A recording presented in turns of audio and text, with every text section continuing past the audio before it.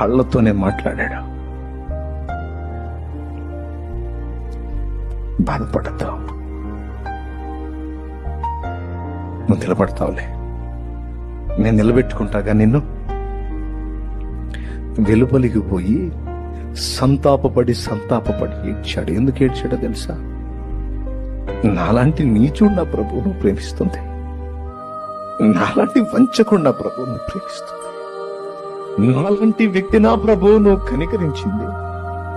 నీ పేరెత్తడాన్ని కూడా అర్హుడిని కానయ్యా నేను నీచు, నేను ద్రోహిని ప్రభు.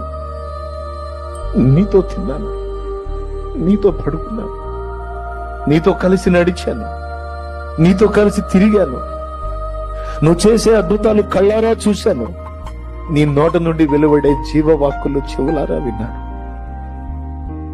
కొన్ని గంటలకు ముందే నీకు వాగ్దానం చేశాను, మాట ఇచ్చాను, ప్రామిస్ చేశాను, కానీ నిలుపుకోలేను.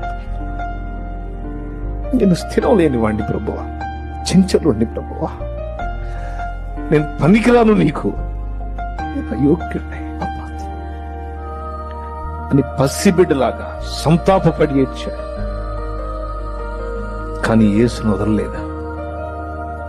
దేవుణ్ణే క్షమాపణ వేడుకున్నాడు, దేవుని వైపే మళ్ళుకున్నాడు. తన అయోగ్యుడని తెలుసు, అయినా అయోగ్యుల నా పాత్రలకు సైతం కృపాదానం ఇచ్చేవాడు దేవుడని తెలుసు.